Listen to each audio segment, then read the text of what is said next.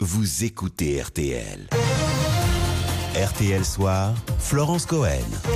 18h37. Bon, dites-moi, vous qui sifflez tout le temps en bricolant ou en faisant la cuisine, écoutez ça parce que vous allez vous faire un copain. Bonsoir Fred Radix. Oui, bonsoir Florence. Alors, on vous appelle le siffleur. Vous venez d'achever une série de spectacles à Paris. Vous en entamez une nouvelle en tournée dans toute la France au mois de janvier.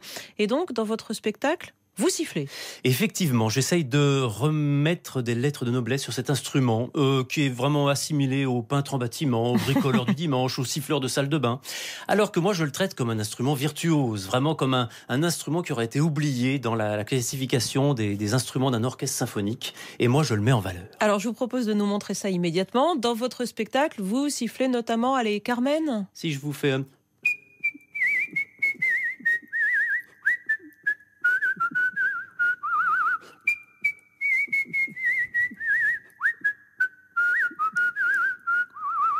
J'adore. Et vous sifflez ça accompagné d'un quatuor à cordes, quatuor féminin. Un quatuor féminin à cordes, d'excellentes musiciennes qui m'accompagnent pour faire ce que j'appelle l'histoire de la musique sifflée. Alors on va de la première musique écrite pour un siffleur qui a été faite par Mozart à l'occasion de la première de la flûte enchantée. Et puis comme ça on fait le tour des musiques sifflées. Alors je mets en valeur des musiques qui n'ont pas été sifflées, mais que moi je mets en valeur avec des œuvres de Berlioz, de Schubert, de Bach. Allez, et puis vous ensuite, vous nous faites une deuxième petite démonstration ? Ah, par exemple, qu'est-ce Ce que que je vous peux voulez, faire je sais pas. Un petit peu. Oh bah je peux vous faire.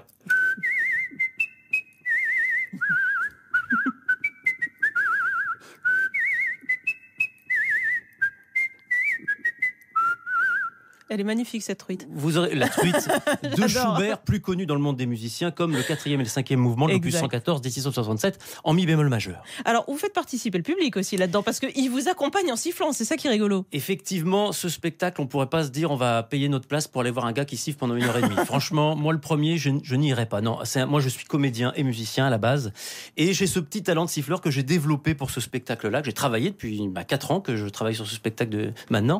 Et effectivement, c'est un spectacle autant humoristique que comédie. Et au bout d'un moment, je dis aux gens, mais vous, est-ce que vous savez siffler ? Et je monte une petite chorale de siffleurs afin de voir un peu les capacités. Je peux pas. Vous moquez bien d'eux, quand même. Évidemment, parce que les gens se disent, c'est un siffloteur. Et puis je leur fais faire quelques exercices. Et puis à un moment, ça coince, effectivement. Alors justement, Fred Radix, comment elle vous est venue cette vocation de siffleur ?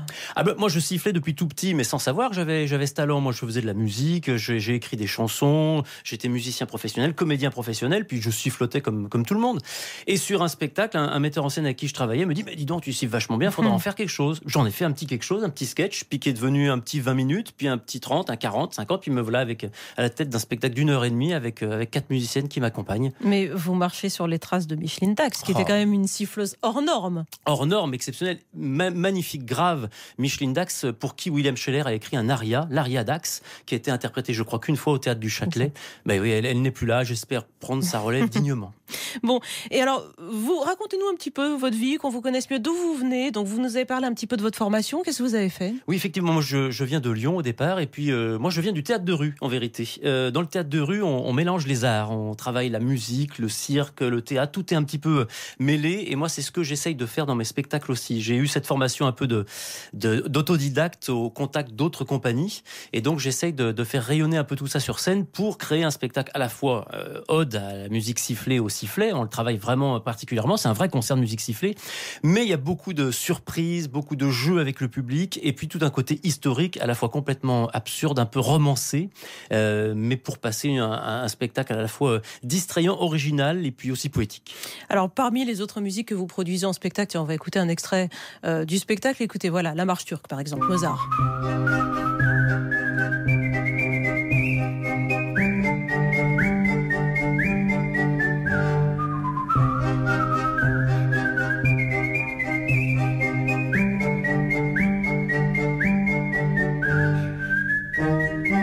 Voilà, un extrait avec l'accompagnement, le fameux quatuor. Vous avez d'autres types de répertoire, par exemple ? Vous sifflez du rock, de la pop, de la variété ? Alors effectivement, au fur et à mesure du spectacle, on fait le tour de l'histoire de la musique sifflée et on va vers les Beatles, on va vers la musique plus pop. Il y a eu beaucoup de choses. Beatles, qu'est-ce que je peux vous faire ? Je siffle Eleanor Rigby, par exemple.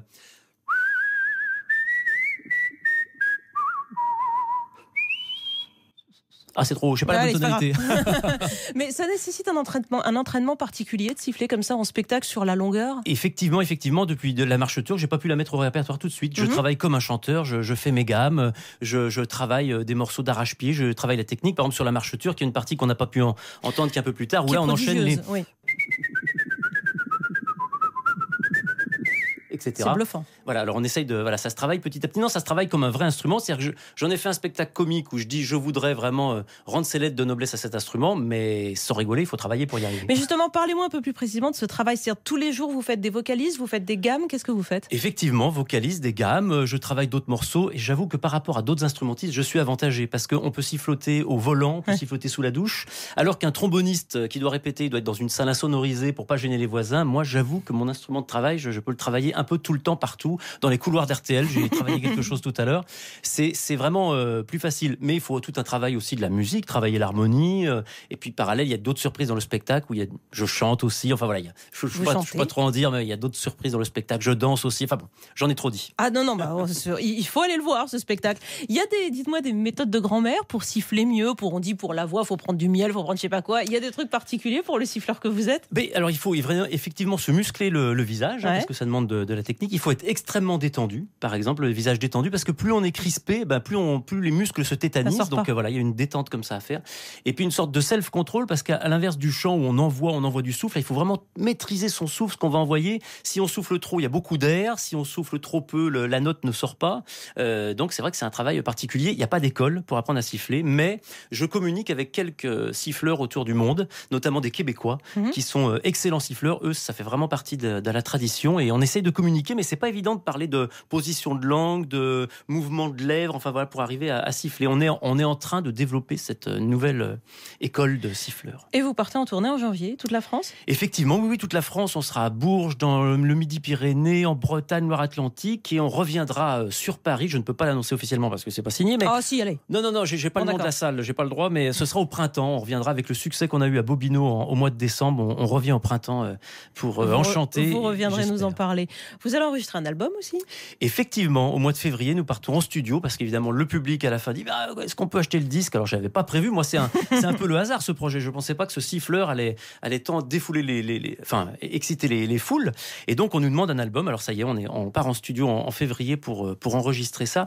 Je crois que le sifflet, ça touche aussi les gens dans quelque chose de très intime. On vient me dire mais moi, j'avais un tonton qui sifflait tout le temps. Nous, les femmes, on n'avait pas le droit de siffler parce qu'on nous disait que c'était vulgaire dans la bouche d'une femme de siffler. On vient de me raconter plein d'anecdotes et je crois que ça touche et ça rappelle des choses aux gens. Vous étiez un enfant siffleur, à 4 ans, vous siffliez déjà? Eh ben oui, je sifflotais déjà, mais moi sans savoir, en sifflotant comme tout le monde. Et puis là, je change de catégorie en travaillant le sifflet un peu plus. Mais effectivement, c'est quelque chose de l'enfance, mais quand on ne dit pas que ça peut être un vrai instrument de musique, on ne le travaille pas, c'est vrai. Pardon pour cette question extraordinairement triviale. Quand vous sifflez quelqu'un dans la rue, vous faites comment? Non, malheureusement, non, dans la décence. Par contre, le public a le droit de me siffler en spectacle. Ça, je le prends comme un hommage. J'ai l'impression qu'une salle entière, je fais naître une vocation et les gens peuvent me siffler. Il y a un moment réservé à ça dans le spectacle. Vous leur pardonnez ça? Ah bah oui, avec plaisir. Merci beaucoup Fred Radix. Merci mille fois d'être venu siffler dans le studio de RTL. Tiens, allez, écoutez. C'est votre copain Mozart. Ah, merci. Vous l'aimez celui-là? Merci Florence. Mozart à 18h sur RTL. C'est quand même la classe. C'est la classe. Allez, on vous retrouvera donc au printemps puisque vous deux l'avez promis en spectacle à Paris et d'ici là dans toute la France. Merci mille fois d'être venu nous voir. Merci. RTL Soir, 18h46.